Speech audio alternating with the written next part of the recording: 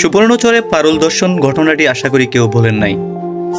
2018 সালে ফ্যাসিস্ট হাসিনার কিছু গুন্ডা বাহিনী তাকে গণধর্ষণ করে। তখন তার দুর্দিনে বিএনপি ছাড়া অন্য কোনো দলকে আমরা দেখি নাই। ভুল হবে, কিছু দল অবশ্যই বিএনপির সাথে একত্রিত হয়ে পারুলকে সহযোগিতা করেছেন, কিন্তু একটি দলকে তখন আমরা একবারের জন্য দেখি নাই। আজ এত বছর পর কেন, কি কারণে একটি দল তাকে আবার দেখার জন্য এসেছে, সেই দর্শনটাকে আবার পুনরায় জানতে চাচ্ছেন।